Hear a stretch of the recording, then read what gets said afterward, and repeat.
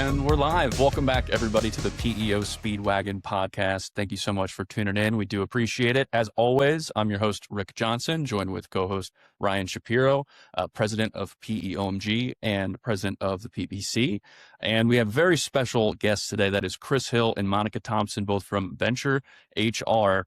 Now, Ryan and I know a thing about dynamic duos, as this whole podcast is me learning the PEO industry. And so we thought it only right to have a dual guest episode with the ultimate duo in the PEO space, Monica and Chris. And so Monica is a senior solutions consultant for Vensure, and then Chris is a senior business consultant as well. And so they work together to help get deals across the line and succeed for their clients. And so I think with Ryan's background and with their prowess in this space, I think we're going to have a lot of fun today. So thank you guys for coming on, Chris and Monica. Yeah, thanks for having us. Appreciate it, Rick and Ryan. Yeah, maybe if we just jump into kind of what we do and a little bit more specifics, please. That'd be a good start. And then, well, first and foremost, this is an awesome opportunity. So thank you. We've been following the podcasts, and you actually have somebody on the line who's listened to the full seasons, Nice. and Monica Thompson. We talked about this before I we jumped enjoyed on. them She was immensely. Yes, keep going. Yeah. Yeah, she was like, I actually have listened to every single episode of the PEO. So, what we do really is, of course, we work with groups from start to finish, and we help them identify their infrastructure from an HR standpoint, right? And myself, I sit more on the full funnel sales side. Monica is really sitting in front of the technology and making sure that she's driving the organizations and the prospective clients that you bring to us through the tech in a way that is efficient and beneficial for them. So super high level, that's what we do, and we're super excited about this. No, it's fantastic. Yeah. And so I guess one of the questions I want to ask is what makes for a good pairing? Like, why do you two feel like you work together so well in this role? Sure. Monica, you want to start with taking this one? Yeah, I'll go first.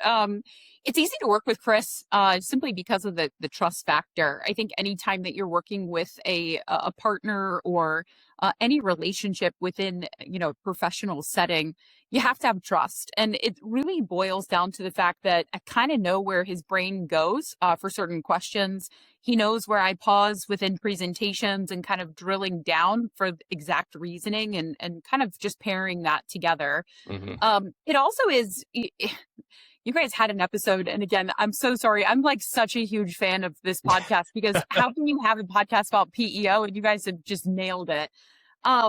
You talked about being wildly predictable, and that is something that has stuck with me for so long because it can be good or it can be bad. You know, that there are some reps that you work with that you're going to have to continue to train up and work with and really get that feel and functionality going. And Chris was just so easy to jive with from the beginning. So I feel like we kind of came up in the ranks at Vensure at the same time. But he is insanely, wildly predictable. He always finds the answers. He's always on time. He has a lot of control factors that he likes, working with brokers and relationships all the way through to scheduling demos and then moving them forward. And I absolutely love that. From a very high level control person, that is something that I gravitate towards, and he has it. Yeah, it's interesting you say that, Monica, because what I hear in there is obviously trust and predictability, consistency kind of leads to trust. You know what you can count on. And I remember when the concept of a senior sales engineer and a sales rep working together didn't exist in this world. I mean, I'm dating myself now, but being 20 years back, the way that we used to show the portal was like on a piece of paper, like it was a slick, and you would like point to like, that's where you get your payroll and everything else. And so it was interesting because while I was at Insperity, I saw that evolve to the point where the market was dictating, we now need to see this tech. It is now not just the theoretical conversation about what it'll do. We need to actually see it in an application. And the biggest obstacle that sales reps had at that time was trust, was bringing somebody else into this sales process that they had successfully executed for some time on their own by just showing a picture of the portal. So Chris is very trustworthy, but I imagine you have to be too. So I'm curious, like, how you approach building trust with reps, because I think that reps are probably less trusting than perhaps folks in your role. Yeah, so my team, I sit on a team of about 8 individuals, and we cover the entire nation. We have a diverse background. My background is sales. I also have a manager that is a payroll implementation specialist that came over to demo, so like he can get into the weeds. We also have a diverse background for other technologies that have come to play, just so that you can feel and know the differences when you're in a competitive situation. And we meet very regularly to have those competitive intel conversations to make sure that we're showcasing the technology like the most simply, I guess detailed, but also smoothly for our prospects. And then we learn from each other. I will say, with at bats or like the opportunity to then really dive in for details and prep before we can actually take a client into a demo situation is huge. The more we know and the more that we can find in a diagnostic, in a partnership through a brokerage like you guys, anything that you're bringing to the table, which is pain points, complexity areas, things that they don't like about their current process, those are huge factors. And so anytime that we get into a demo, even when, Chris is super prepared, all of the notes have been in there, there's still that therapy session. People will come to you out of the blue and just be like, we can't figure out our PTO. What's happening here? And walk me through what that looks like for an employee. And then where's my reporting available?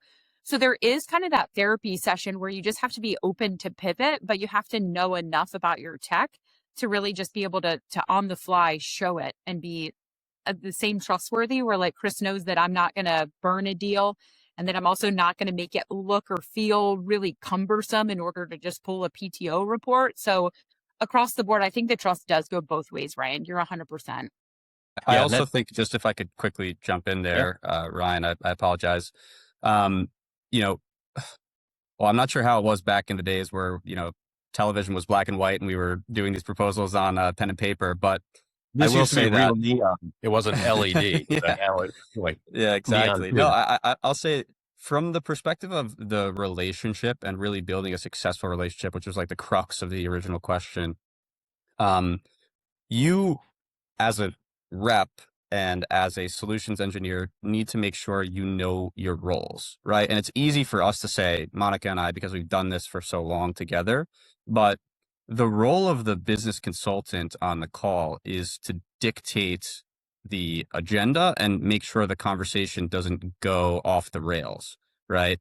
Also, the trust that I have in Monica, right? There's reciprocal trust, because I know she's not going to show something or say that we can do something that we can't do. Fundamentally, we both have a sales background. This is technically a sales role for both of us. But what we see at scale is, it's not very practical for us to be sharing information or selling things that are maybe half baked or don't really fit or meet the needs of the group, because downstream that just creates issues for all of us, right? None of us want that, which is why the role fundamentally is a sales position, right? But we're here to consult, and we're not, we might be at a certain point of a conversation pushing somebody away from Vensure if they're not a perfect fit. So that's a conversation that Monica and I can have with prospects on the call, but also offline with our partners prior to actually giving them that info. Yeah. Yeah. That's well said, because I saw that evolution of your role, Monica, because initially they were engineers. It was people who were real familiar with the technology. Kind of that first iteration was people who understood it on the front side and the back side. And so they spoke to it like engineers. And it became more and more evident over time that someone that is demonstrating this technology and its impact really just does need to be a salesperson at heart. And that took some time to get there. It also took some time to find people who could do that, because I certainly couldn't. I could not have done it. Rick probably could have, but I couldn't. And also keep it engaging, So I think that it's been interesting to watch that role evolve into such an essential role, especially with where technology is now. And then the necessary dialogue that someone who knows it like you do can explain it to a customer who really doesn't understand it. They've just been a user of it to this point. I think that's exactly right. I mean, when we do technology demos, a lot of the times I joke, payroll is payroll, but a lot of people specifically want to see those details. They want to drill in. They want to see what it feels like for them to see, the number of clicks or the things that they can add or change on their own without a support team behind them. This just kind of goes to the next level past payroll. Just because you know the features, you have to also understand like the business wants and needs and like the complexity of the emotion that comes to running a business and then having that as an add-on functionality. So I think that that's just a part of it with the background and trying to make sure that while we want to say yes to all of our clients, we just want to make sure that the functionality is there. And then if it's not, just like Chris said, we try and navigate away from that prior to the call or on it and just stay as honest as possible. Chris, when you're Now, we want to know later in the show, Yeah. when did you really save Chris's ass on a deal? Yeah. Like if you can just start thinking about one deal Specific where he example. just completely botched it and you pulled it back together, that would be nice. Even, that would be nice to hear. It's a constant thing. She's constantly saving my ass. So she doesn't only have one example, she's No, got many. definitely not. It's Okay. every deal, every group. Yeah. Chris, let's say that you're consulting with a client and what questions will you know, or do you know that Monica is going to ask you inevitably coming out of that meeting before the demo? Like you can hear in your head, she will ask me this. Yeah. Well, here's what I like to do to make sure the demo goes smooth. We never want to jump into a demo without any background information whatsoever, right? Sometimes we understand that it's not possible to get the info from the client. And at that point, it's Monica and I, like it's the live show, right? We're just doing everything live. We're trying to uncover issues. The problem with that is that it takes up a lot of the time. We only have an hour for these tech demos, right? So when you start to ask the questions and they start to uncover information that maybe they weren't comfortable sharing in the original sales process, it takes a lot of time for us to identify like a solution for that issue, right? Hey, by the way, I have union employees. Oh, like that's a good thing for us to know, right? That we didn't know up front. Maybe we have to go over certified payrolls, or we have to make sure that you have a time and labor tool in place that can accommodate, the needs of the CBA. So what I like to do prior to the tech demo is I have just a template of questions. And I'm sure Ryan has seen this probably a million times. And I incessantly follow up on those questions prior to the demo to the point where it's probably almost annoying, but it's really important for us to know, okay, how many entities do they have? Are there different locations per entity? Do they have needs for time and labor, applicant tracking, performance management? How has their hiring been? Is it stagnant? Can they use support from a hiring standpoint? Do they have a global workforce, right? Is it just domestic? Or do we have 50 employees in Mexico that we can help with as well? The list goes on and on. So I really try to be a pain in the butt with getting those questions answered up front, because if I don't, then Monica gets angry and our relationship just crumbles. But the reality is it's really important, right? Because that gives Monica the info she needs to prepare for the demo, set an agenda, and then we can actually solve for the client's issues on the call live. So there's two ways that a demo can go. And Monica and I were kind of talking about this beforehand, right? The first is we walk through the tech, right? Hey, here's the technology. Looks good. You might have seen it before, right? It's Prism. So a lot of PEOs use Prism, about 70%. But the best demos are where we can actually solve for their issues live on the call. Because if they're like, wow, this works for me and it's not working for me today, that moves the needle so much more than just, oh, let's check the box, have a tech demo, that's it, right? And then whatever, they go silent or they follow up depending on their sentiment. But if we can really be proactive, that's going to be the most beneficial for everybody involved. Yeah, I think we've all been in an everything demo, as Ryan and I have called it before, where you get in, you might not have all the context you need, and then it ends up being they just throw everything out there to see what sticks and see what resonates because they don't have the context going in. Monica, how much would you say if you have all the proper information? Like, is it 100% customized? Are you hitting some of it in the beginning as high level, and then you're going straight to trying to solve problems for them? Like, how much do you customize it? Yeah, I absolutely love to customize it because the shorter the demos, the more I can do during the day. So if I can be precise and, sniper those specific pain points and get a demo done in 30 minutes, the efficiency not only is a reflection of the communication on the back end from you guys to Chris, then to me, but then a greater understanding of exactly what we're solving for and then putting them in a space to look at pricing and move forward and get implemented. So I think the more detail, the faster I can go, and I like going fast. I think that with some detail, it does take a little bit of prep. I want to make sure that if the associate, or the company wants to see very specific detail, I can bring that up in our test environment so that it automatically is showcasing and they can see that, even feel it harder. So, I mean, my favorite demos are the ones that are absolutely all over the place. Clients do not follow an agenda. They just are peppering you with questions. I can play with that all day. But if you can get it tight, even in just like 3 main areas, we can just move the needle and that momentum stays. It automatically showcases what we can do. And then we just keep pushing them through that funnel. Yeah. Monica and I's favorite demos are different. I'll say I'm not a big fan of when it goes all over the place, but the one benefit of when it does is we learn from it, right? So when demos start to go all over the place, we're getting peppered with questions. That's when I'm letting Monica do her thing and I'm just scrambling on my notepad, taking as many notes as I possibly can, because they say little things that can be beneficial in the sales process long term.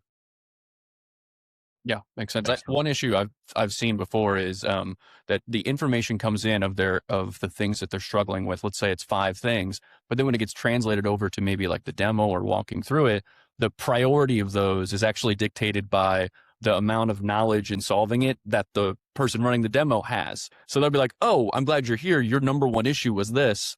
I'm going to show you how to solve it." And they're like, "That's number 5 on the list. Like number 1 was something else entirely." So I kind of just wanted to ask on that because I've seen it before where like there's a translation error from like, this is their number 1 thing to like, they mentioned it, but it's not the most critical element. Yeah. Something we didn't even discuss too is like, we need to make sure that the right people are on the demo from the client. Right. Because if we're going to go through an agenda and it's the CFO sitting on the tech demo, you better believe that there's going to be another one or 2 more after that. Right. And at that point, it's just redundant. The amount of times where I've been like, head in hands, just, oh my gosh, like, here we go again. We're going to do the same thing for a different person at the organization. And I really just want to give them a recording. Obviously, I'm not going to do that, but, it happens often. So it's the consultant's responsibility not only to get those questions answered that we discussed, right, but also to make sure, hey, are we going to have all of the people that we need on the call? And if not, is there a chance that we maybe get them on the call? Or do you think that they're going to need to have a tech demo in the future? Maybe yes, maybe no, maybe it's a financial play, maybe not, right? But these are questions that we need to ask for sure. Yeah. Ryan, I kind of wanted to ask you something here as well. Often you talk about the law of interest over time, right? And keeping the prospect or them interested in this journey. And the demo is a huge part of that. Could you maybe just speak to like how the demo plays into keeping that interest alive through the process? Yeah, I think the way that Chris and Monica are talking about it illustrates it. It is building upon whatever Chris said in the call. Because at a sales rep level, PEO, if you are a PEO unaware, you're new to this concept and you're evaluating the first time, or if you're aware, PEO aware, or even curious, and you're starting to kind of dig a little deeper, the PEO conversation it's a little clinical and it's a little theoretical. There's a lot of questions. It can often feel like a deposition. It's a little bit interrogative and you're still kind of getting to know that person. But at some point, the rep, if they're good, like Chris and many others we work with, they convert that relationship and now they start to open up. And so then enthusiasm and interest builds. And so now the technology demo is the actual application of a big continuum service that they're going to access. The baseline of the HR technology, or the HR technology is the baseline, the foundation of the relationship. It's how it all works.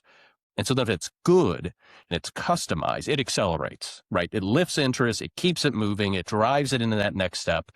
Because we know, like, if there are big negative spaces in the sales process, or they're just those demos where no one comes on screen and they barely ask any questions. And when, the sales engineer or solutions engineer like asks for a prompt, you're like, yeah, that's good. Keep moving. Like, right in that space, it's declining. So the way to make it interactive, it accelerates that that deal interest and that deal velocity, because they'll step into that next meeting when Chris kind of now has gained more trust. He's the one who picks up equity in that process, because everything he said that was going to be really good in that first call came to fruition in that tech demo. Yeah, that makes a lot of sense. Chris, Monica, maybe you guys could rewind to a time before you were rock stars at this for the other folks that are listening, and just maybe share some experiences where people could improve this process and that you guys have improved upon and your relationship over time so that it is effective. Mistakes you've made in the past, essentially. Chris, you want to go first? Yeah. He's got a bigger well to draw on. I'm just going to expose myself here. No, Yeah. I think, so, I mean, obviously at bats make you better, right? Mm-hmm. But as a new rep, I encourage you to just shadow, be a fly on the wall for senior rep tech demos. I have, we do this with a lot of our new reps here. It personally, everybody learns differently, right? But it personally helped me a lot to actually see when I was starting what our solution looked like. And not only sit in and learn, of course we learn through osmosis and like things just kind of like come to us that we were like, oh my gosh, where did I, remember that from? But really pay attention on the tech demos to the way that, our solutions team are proposing and presenting certain things, where they focus, where they kind of quickly, maneuver through. And the reason why is because as a consultant, as a BC here, specifically at Vensure, I'm not sure how it is with other PEOs, you'll get asked a lot of questions around the capabilities of the technology. And if you're not prepared to answer those without Monica on the call, they might not be the most detailed answers in the world, but knowing what the capabilities of technology can accomplish is super important, because those can be the quick conversations or the quick emails back and forth that can either prevent you from winning a deal or win a deal for you in the long run. Mm-hmm. I think I would say that you just have to be very good on your feet. Multitasking at its finest. I sit on 3 screens. I'm usually demoing on the right side. You guys are in the center, so I can watch facial and, just like pickups for cues of how people are interpreting the information that I'm giving them. And then on the left side of my chaos is like Teams, emails, like whatever's coming through, especially if reps are like, please navigate towards that, take a deeper dive. So like we're in this same meeting having conversations just to make sure that we're hitting on the right stuff. I would also say that fortunately, I have a background in specifically compliance and kind of people management. I had the opportunity to work at ADP for 10 years. I think that their training program is outstanding. And so that gave me an incredible base of understanding when you show a product, how that directly impacts the needs or the next steps for a small business to get better or grow. I think that doing a demo is fantastic. Anybody can come in and really know the features and functionality, but converting that complexity into just the ability to go further is really the whole idea. I think that is a parallel for PEO solutions, for outsourced payroll, for ASO models. Across the board, we just want to be able to stretch that effort. So if you can do the same thing with a technology demo, like that is chef's kiss. Just keep it going. Yeah. And I mean, I think that now, one, Chris, you have a problem after everyone has seen how articulate and talented Monica is. This is going to return into a recruiting video, so you might have to speak with Vensure leadership about. Yeah, I figured that was going to be the case. Yeah. But what is interesting is, I think salespeople are known for having a silver tongue, right? They can talk and they can do it, hopefully in an articulate manner that conveys whatever conceptual product they're trying to sell. It's obviously very important, and I've seen you do it, Monica, the ability to provide both the visual, how half of people learn, like watching you click around and guide, with the audible version of this story that you're painting for them. Like, this is what it's going to feel like. So do you so I'm curious, like, how do you approach that? I mean, obviously you learn, you become deep into it, but you're developing your own scripts, I imagine, or your own processes on how to communicate around that for we'll call it emerging sales engineers. Like, what advice would you give? One of the ways that I learned the technology was just setting up a script, just like you mentioned, from the onboarding to all the way using the portal, the app, and then specifically payroll. I'm obsessed with OneNote. That's the way I keep myself organized. And I have thousands of pages of key facts, things that change, compliance, state-based, all the way down to certified payrolls and prevailing wages and what that looks like. I also have every breakdown of an incredibly complex, but then also bringing it down to just 3 sentences that makes it very simple for people to understand. So that if you start there and then you need to go into details, you're not getting off track, but you're also just being incredibly helpful for the understanding piece. So I used to joke that you had to be like a mile long and an inch deep because you just had to know a little bit to get you there. But the more you're in it, the deeper you can go. And then also showcasing that at the same time while you click around is so huge. So I guess organization is probably top tier, making sure that the scripts are clean, making sure that they're up to date, and then just being able to pivot depending on who you're working with, what industry you're working in, using their keywords and terms. That also makes the biggest difference because like for our nonprofit groups, my technology reads as a project, but most of the time when I'm speaking to them, we're using words like grants or allocations or using what they are very used to. And that turns it around. I mean, that's just a not even a hard, trait to be able to convert. But if you're nervous and you're not really positive or confident in it, then using different terms is just going to throw you off. So just really understanding the industries and then pulling that into your scripts would be hugely beneficial. Yeah, it's interesting you say that because that is how trust is further created. There's been this sales axiom that's been around since the beginning of time. People buy from people they like. And that still exists to a degree, but we actually know now that has been superseded by people buy from people who understand them. And so when you speak in their vernacular or their terms, you use allocations and grants versus revenue and, sales, they actually start to feel closer to you. They lean more forward into you. And because now trust is growing because they inherently understand that you know them. And I know that comes from this sales and in sales technology relationship. Like you need Chris to give you that understanding that he gets on the front end. You translate that into the call, and obviously that accelerates your joint sales process. So I'd be curious because this technology need and understanding wanting to be known is only going to get bigger. So what trends, what things do you both see on the horizon for your respective roles as technology increases and this ability for companies to assess a solution on their own gets easier? Like, what do you look at and specialize in the future?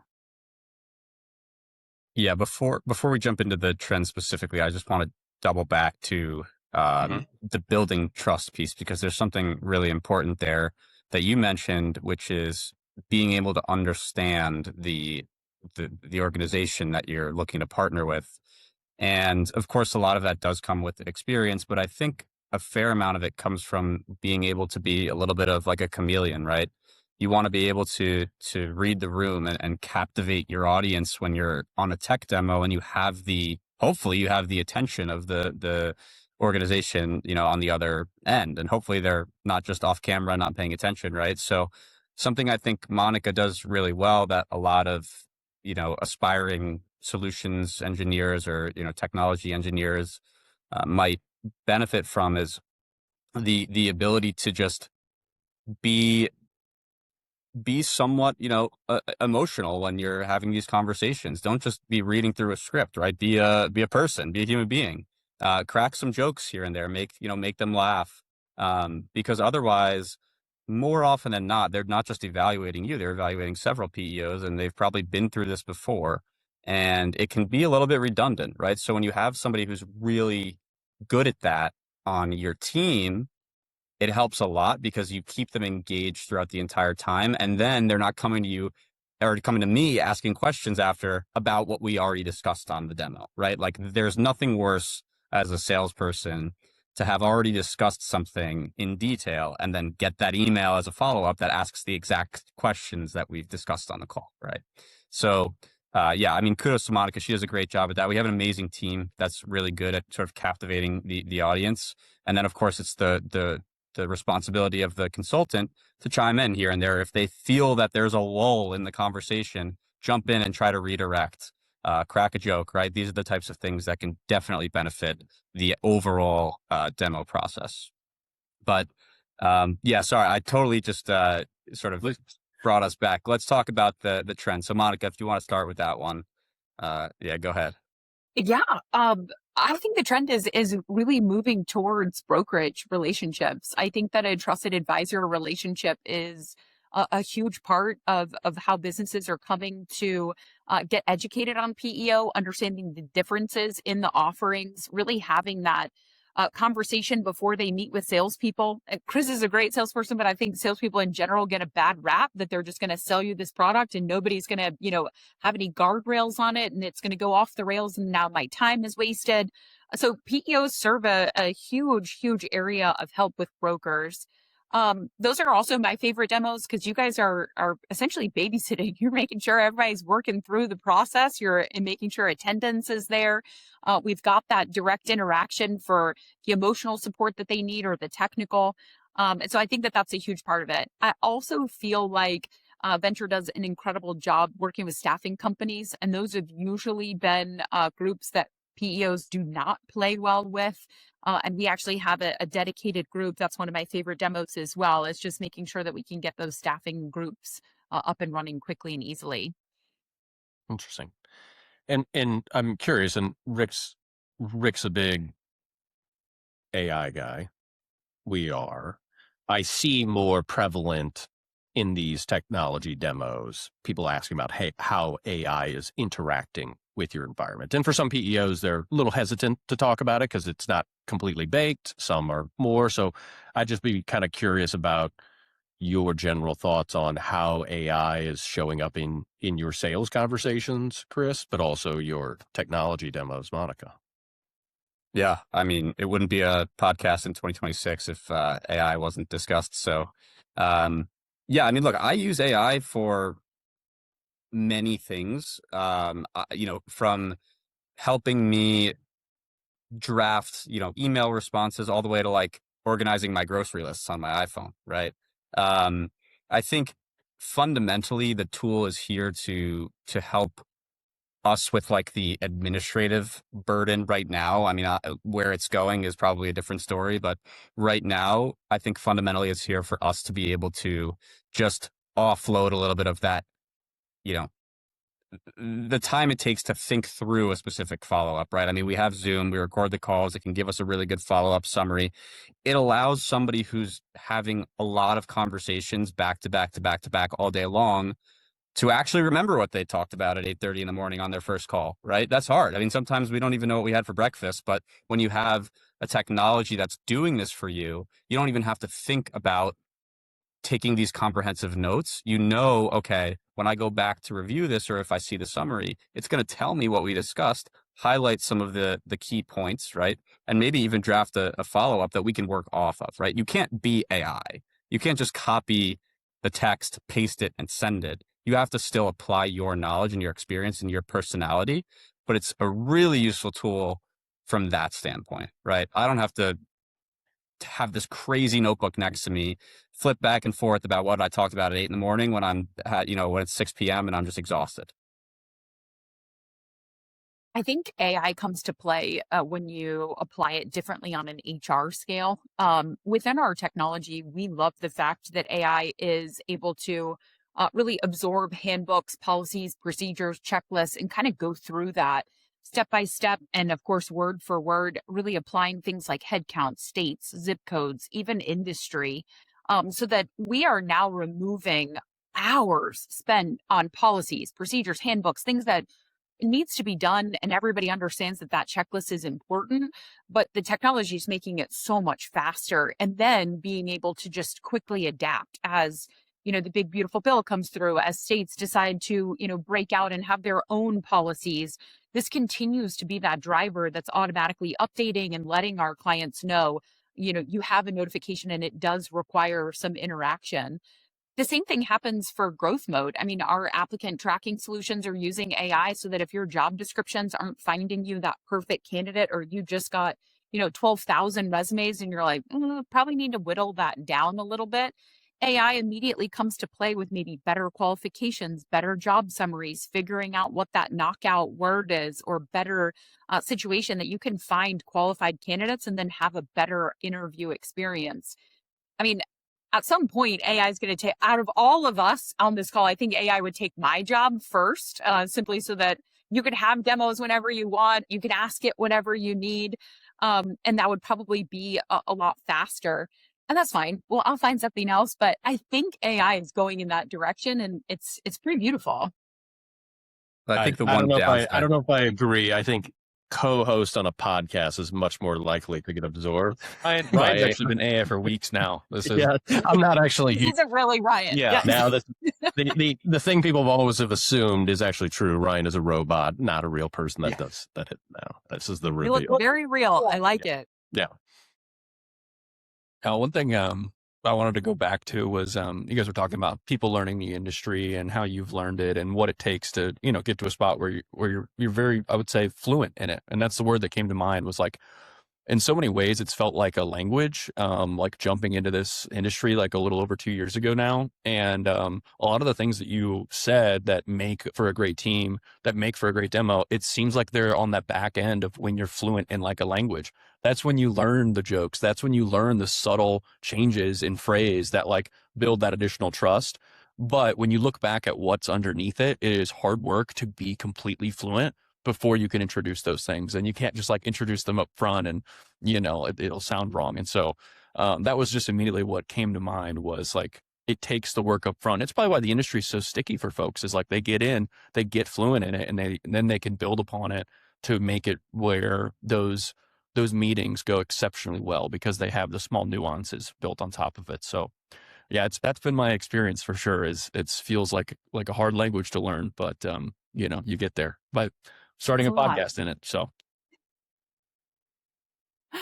it is a lot. And I feel like PEO can go two ways. You can be benefit heavy, so know the ins and outs of all benefit offerings. And then, of course, how you get strategic on that for small business. Yeah. And then there's also the compliance piece. So if you're heavy on HR, or if you understand different payroll modules and the way that we can help move the needle from that perspective, I think one of the best parts is that Chris is fluent in all of those languages across the board. And that is something that we really aspire all of our sales reps to be, especially if you come in heavy on HR. We try and focus you on different training tracks for benefits.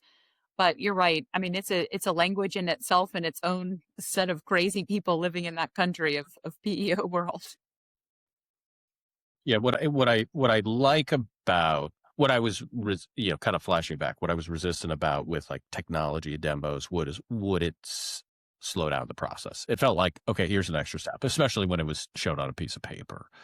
But what I actually found was it made more specialized steps for learning for really important components. So you touched on it, right? There's the initial conversation. Then there's a conversation about technology. Like that's the goal. That's the box for this particular conversation. Yes, we're going to talk about benefits in a separate conversation, but that's going to be clean and broken apart from this other one. Because historically, if you blended the two, one, those were like 2.5 hour meetings that the prospect was like gouging their eyes out at the end. But two, they just generally overlap so hard that they stepped away, Chris, to your point earlier, and go like, okay, what about this? And what about that? And what about this? And like, you're like, we covered all that. But the problem was that all happened in one envelope. And now that it's been broken up and you're bringing experts into each step, you're now accelerating learning and retention, which I imagine is enhancing everybody's close ratios. And then when you do it with talented people, it gets that much better. So why don't you sell, Monica? Why don't you just sell this thing and just like beat Chris? Oh, it's definitely, I've thought about it. I have so much fun. Well, Chris is one of, there's like 200 of those sales reps across the nation for Vensure. And every single sales rep that I work with has their own quirks, their own little things that they do. And it's been so much fun to learn them. They sell to different industries or specifically in different states, and you can always tell kind of where you are depending on questions or what their needs are. I don't know. I feel like my day is just so different, and it's just turn them all over again. I think I had 6 demos. Most of them were actually with New York today. So they got clobbered by snow. Everybody has to take my demo meeting because there's nothing else to do except, look at TV, I guess. And so it's just been a little bit more fun for the demo side. I would definitely go back into sales for Vensure if it ever came up. Yeah. I'm curious, does that, so we get the opportunity to work with Chris. Chris is exceptional. We all have our little things. Like, I know what I say at the top of the call to like break it open and kind of start building rapport. So do you have like a pre-programmed, like, hey, if it's everyone's trapped in with snow, I know Chris is going to talk about being trapped in snow. Like, do you have your go-tos?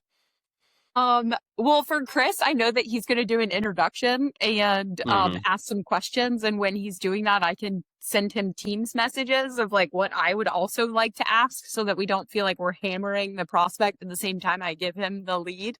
And hopefully they can't see me typing as we're going through. But,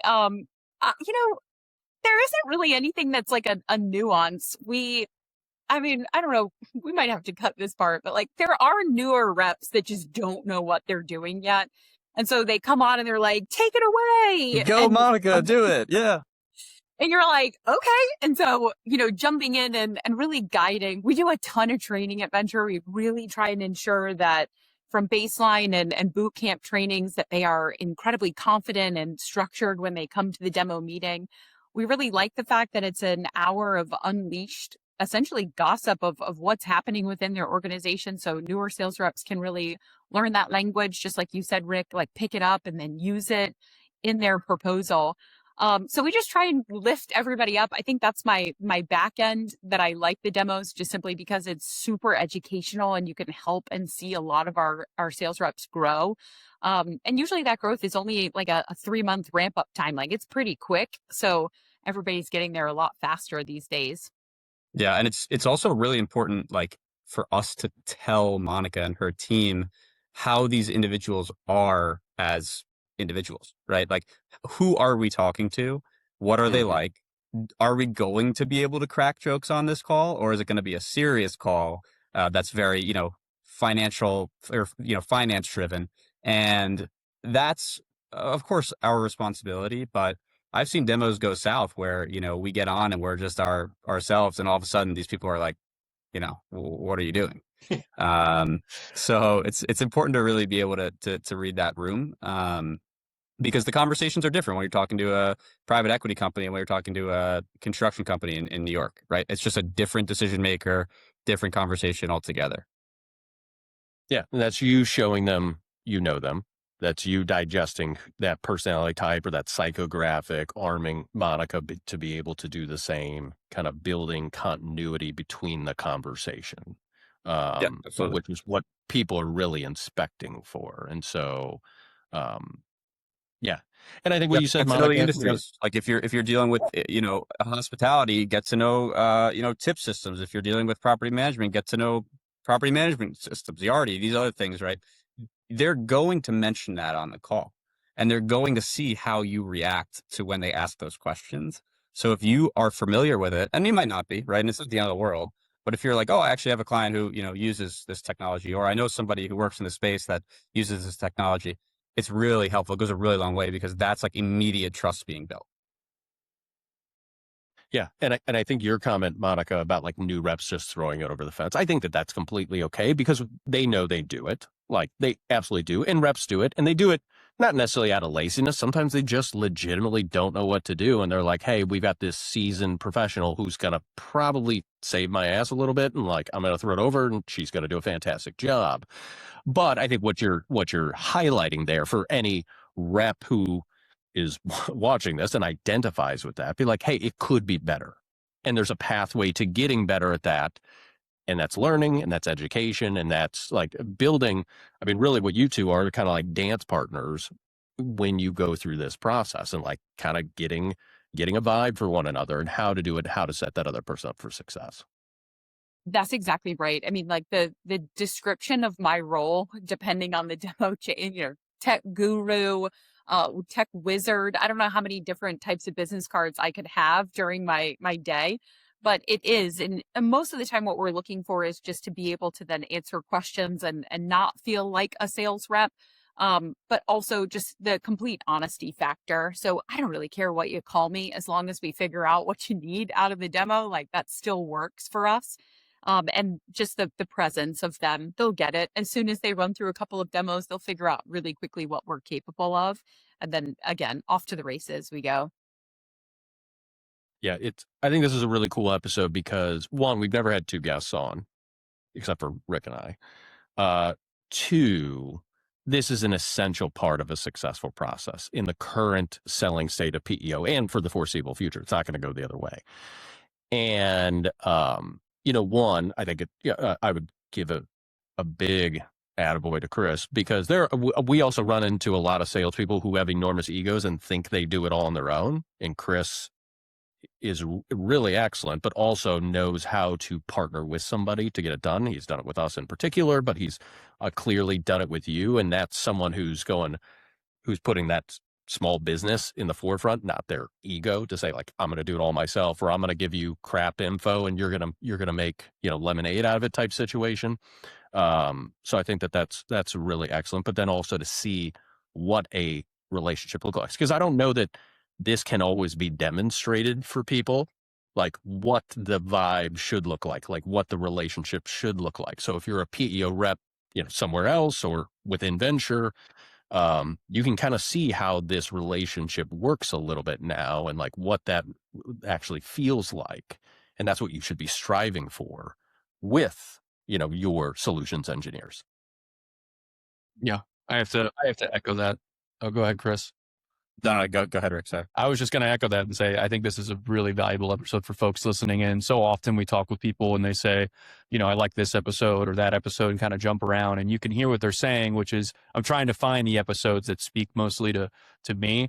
And I think that this one is kind of what people have been wanting to hear, which is like, how do you actually get it to work? How do I accelerate my sales process and make it better and like actually land with the client and customize things? And I think that having a rep on and having you guys on is something that they're definitely gonna love. And so one, I just wanted to say thank you guys. And Monica, I also wanted to make some room for, I know Vensure has some exciting things going on and want to make sure we had time for it. If you wanted to talk to that a little bit. Yeah, I can do the intro for Chris to give the huge area of information. But so look, there's the handoff right there. It's just going in reverse. Say, yeah. Now you're just. He says it. I lean in. Everybody's voice. There we go. Yeah, you're on mute right now. Partner. Yeah, we're really excited. I think that there's a lot happening with Venture's growth and the opportunity to partner with a lot of different individuals that are contributing to the ecosystem of PEO and outsource models. And Chris is actually a huge proponent of that out of our New York office. He works diligently on relationships. We were talking about that earlier, just making sure, how good relationships look. Those are phone calls. Those are check-ins. Those are the opportunity to go grab a beer together and really get to know each other on a personal basis. And then, of course, make sure that work is fun. But he can talk to you about that too. Yeah, I appreciate the question. In our 6+ years here at Vensure, we've gone through various iterations of working with partners, and I think 2026 is really going to be the year that partnerships are at the forefront of our new business. I'm not sure if, you guys have, I know that both of you have seen, but for some of the listeners who may not have heard of it, Vensure has released something or rolled something out called the Vensure Partner Network, or the VPN. And what we're doing is we have decided to really allocate many more resources internally to build out a successful, partnerships program. So it includes, things like various ways to get, paid out on a deal from a referral standpoint. It includes things like amazing trips that we're taking partners on who sell a certain amount of revenue with Vensure every year. It includes trips to our offices in Colombia, where, I'll be with Ryan in a couple of weeks to tour our Solvo spaces, right? Our nearshore staffing and recruiting arm. really be able to bring our partners into the venture network and show them what we have to offer, as opposed to just talking about it, right? It's different when you can really be there and see things with your own, with your own two eyes. In addition to that, we're updating some amazing things. We're building a PRM software for our partners to be able to go in and view their invoices and manage their clients, see client growth, et cetera. Just to have data and metrics on their existing books of business, it's really important. Because alternatively, it's Ryan's coming to me and asking me, okay, like where are we at with this group? And my visibility sometimes is limited, and I have to go to my client relations team. So we're giving everything to the partners up front, which is going to be really nice. It's all spearheaded by our SVP of National Partnerships, John Naprowski, and he's done an amazing job at building this out. His whole book of business is built on major national partners across the United States. So I think we're going to take those relationships and really run with them. That's cool. That's exciting. I mean, it's a really big step forward, not only for Vensure, but just kind of the evolution of how this customer journey now exists, whether it's working direct through Vensure and its marketing efforts, or if it's working through a brokered model and all the benefits that come along with that, and how now you're creating an ecosystem. It's super smart, and it's also supportive of the most important piece, which is the small to medium sized business who just wants to get to the right PEO for their respective organization and for their employees. So that's really wonderful that you guys have done that, and that John has worked really hard on that. I've had the opportunity to see some of that in the background, so that's really cool. Yeah, absolutely. And the one additional piece that I want to make sure I mention is the fact that it's not only for the partners, right? Like it's great for the partners, obviously. It's for the partners, but it's also for their end clients, because we're giving them and their clients dedicated service teams, right? They're getting preferred pricing. There are things that your clients are going to be receiving as well that the traditional method of outreach to Vensure might not, they might not get to that point. So it'll be very nice for you to have a real person, dedicated point of contact, as not only a client, but also a partner to speak with if there's any issues that ever arise. Very cool. That's awesome.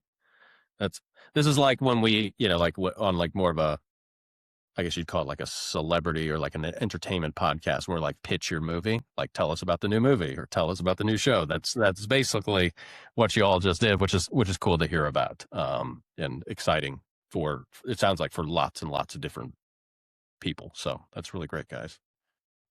Yeah, thank you guys. We really appreciate it. Love having you on. We will we'll go ahead and wrap this one up. So Monica, Chris, appreciate it. Ryan as well, thank you too, even though everybody sees you every other week in here.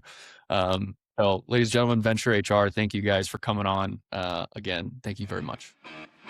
Thank you so much for having us, guys. Appreciate it.